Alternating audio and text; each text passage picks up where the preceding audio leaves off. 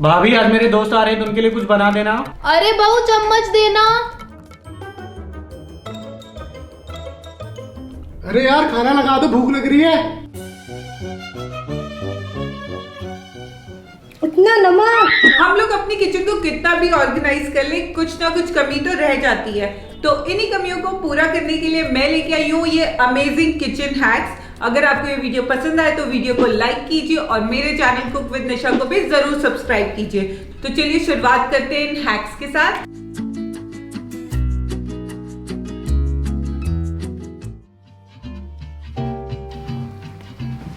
अरे वाह दीदी, इतना अच्छा सैलेड।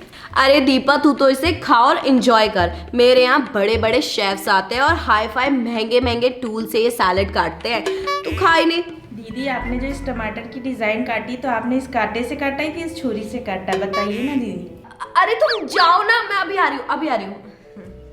अरे दीपा कोई स्पेशल टूल और शेफ नहीं है, आ तुझे बताती हूँ उसकी टेक्निक। तो इसके लिए लें बस एक छिला हुआ खीरा और फोक की मदद से खीरे में लंबी लंबी लाइनें बना लें। ऐसा करते समय फोक को टाइट पकड़े जिससे कि लाइन गहरी बने। ऐसा करने से काटते समय खीरे में डिजाइन बहुत अच्छा आएगा और सैलेड हमारा खूबसूरत लगेगा। इसी तरीके से आप गाजर को गोल ना काट के लंबाई में काटें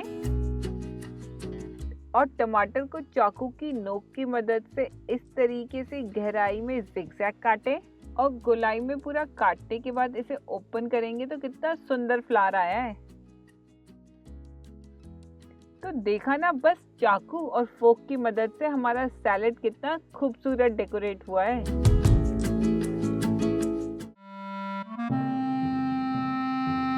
लो बेटा पानी लो। चलो मम्मी। अरे बेटा पहले लड़की को तो आने दे। मम्मी लड़की को क्या आने देना, जब इनके बर्तन ही इतने गंदे हैं तो लड़की क्या। चलो चलो। क्या हुआ?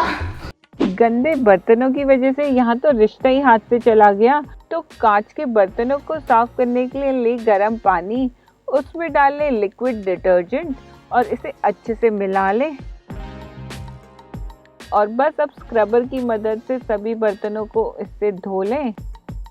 और पानी से धोने के बाद सारे कांच के बर्तन एकदम चमक उठेंगे।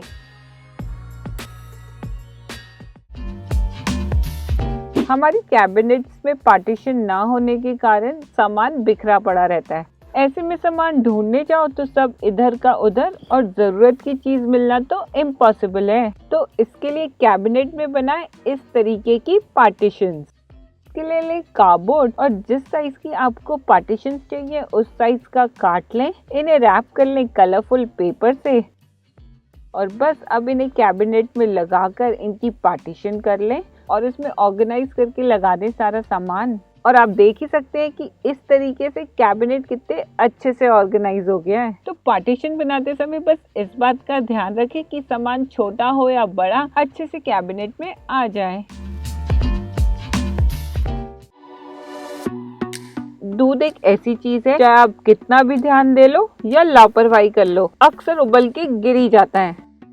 दूध को उबलने से बचाने के लिए इसके ऊपर रख दें चम्मच, लकड़ी या स्टील, कोई भी चलेगा। ऐसे करने से जो भी एक्सेस हीट जनरेट होती है वो चम्मच एब्जॉर्ब कर लेता है और दूध उबलने से बच जाता है, जिससे कि ना तो वेस्टेज होती है और ना ही हमारा स्लैब गंदा होता है। अरे बहू। जी माँ जी। खाना बन गया? अभी बनाती हूँ माँ जी।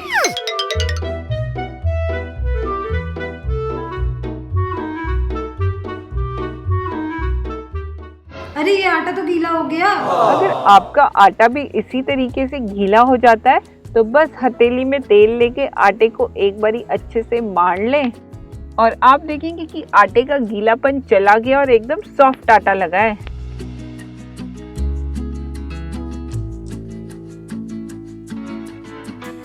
किचन में कोई भी काम करने जाएं और खासकर रोटी का, तो कपड़े और काउंटर गंदा होना तो लाजमी है। कपड़े को गंदा होने से बचाने के लिए पहने एप्रन और रही बात काउंटर की तो उसके लिए बिछाएं न्यूज़पेपर।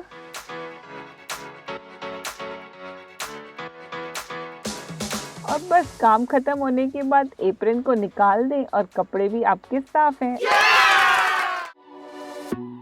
घर में मेहमान आ जाएं या कोई भी फंक्शन हो तो फ्रिज हमारा भरा रहता है और ऐसे में कोई छोटी चीज भी फ्रिज में स्टोर करनी हो तो एक बड़ी दिक्कत सी लगती है।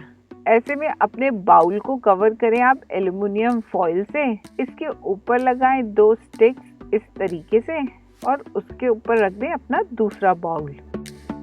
एक के ऊपर एक स्टैक होने की वजह से ये जगह भी कम लेगा। तो ये थे कुछ हमारे किचन हैक्स जो आपको रोजमर्रा की आने वाली किचन की दिक्कतों में हेल्प करेंगे। और अगर आपके पास भी कुछ ऐसे अमेजिंग किचन हैक्स हैं तो मेरे साथ जरूर शेयर कीजिए। और मैं मिलती हूँ अपने नेक्स्ट वीडियो में, तब तक के लिए take care and bye bye.